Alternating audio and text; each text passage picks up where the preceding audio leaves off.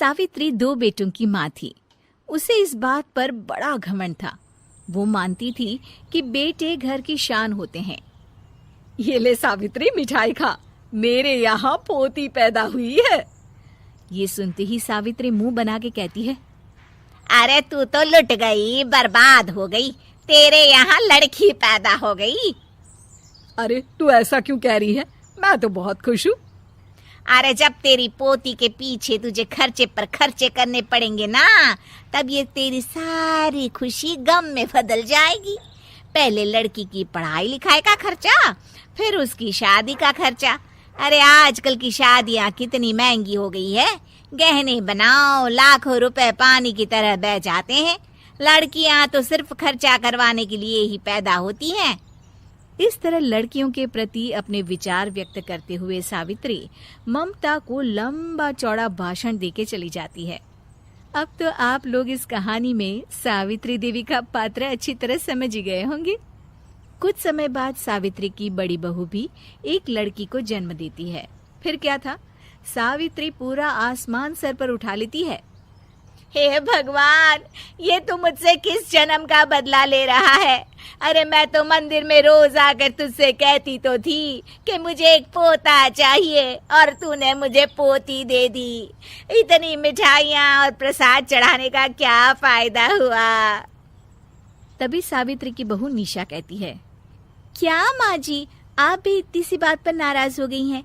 देखिए तो आपकी पोती कितनी सुंदर है, बिल्कुल आप पर गई है। अरे चुप कर, तुझे 9 महीने इतने महंगे महंगे काजू बादाम फल फ्रूट खिलाने का फायदा क्या हुआ? मेरे तो सारे पैसे बर्बाद हो गए।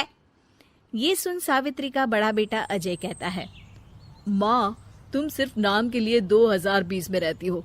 असल में तुम्हारा दिमाग सैकड़ों साल पुरानी सोच रखता है। आज के जमाने में लड़का और लड़की में कौन फर्क करता है? मैं तो बहुत खुश हूँ कि भगवान ने मुझे लक्ष्मी के रूप में बेटी दी है। लेकिन सावित्री पर अजय की बातों का कोई असर नहीं होता।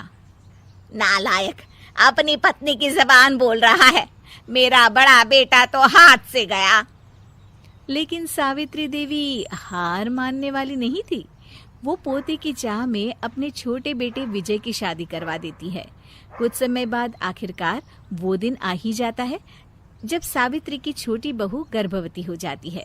सावित्री इतनी खुश हो जाती है कि वो बच्चे के जन्म से पहले ही सारे मोहल्ले में ढिंढोरा पीटने लगती है। ये क्या सावित्री, तू तो पोते के जन्म से पहले ही मिठाई बांट रही है। पहले पोता पैदा तो होने दे, और फिर क्या पता अगर पोते की जगह पोती पैदा हो गई तो। ये सुन सावित्री चिढ़ जाती है। अरे अपनी काली जबान मत चला। मेरी मिठाई खा के मेरा ही बुरा सोच रही है। बड़ी आई, ला मेरी मिठाई वापस कर। देख लेना, इस बार मेरे यहाँ पोता पैदा होगा, पोता। लेकिन ठीक इसका उल्टा होता है। सावित्री की छोटी बहू भी एक लड़की को जन्म देती है। सावित्री फिर से रोना धोना शुरू कर देती है और अपनी छोटी बहू को कोसते हुए भला बुरा कहने लगती है। देखते ही देखते ये सावित्री की रोज की आदत हो जाती है। एक दिन उसकी इस आदत से परेशान होकर विजय अपने भाई अजय से कहता है, भैया, माँ खुद एक औरत होकर हमारी बेटियों को पसंद नहीं करती, उल्टा उन्हें रोज कोसती रहती है। मुझे माँ की यह आदत बिल्कुल पसंद नहीं आती। अरे तू ठीक कहता है, मैं भी अब माँ से तंग आ गया हूँ। अच्छा, तो अब तुम दोनों इस तरह पीठ पीछे मेरी बुराई भी करने लग गए हो? नहीं माँ, हम चाहते हैं कि घर में शांति बनी रहे। हमें हमारी बेटियाँ बहुत प्यारी है। मैं नहीं चाहता कि वह तुम्हारे ताने सुन सुन कर बड़ी हो, और इसीलिए हम दोनों ये घर छोड़कर चले जाएंगे। हाँ माँ, मैं भैया की बात से सहमत हूँ।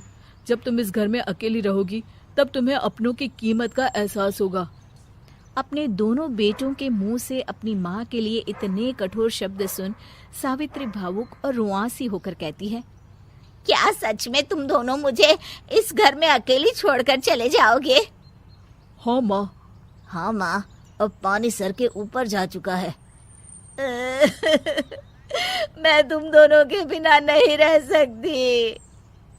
अपनी सास के आंसू देख अजय और विजय की पत्नी अपने पतियों से लड़ पड़ती है। अरे जिसे जाना है वो जाए, मैं माँ जी को छोड़कर कहीं नहीं जाने वाली। भाभी, आप ये क्या कह रही हैं? वही जो तुम सुन रहे हो, दीदी बिल्कुल सही कह रही है।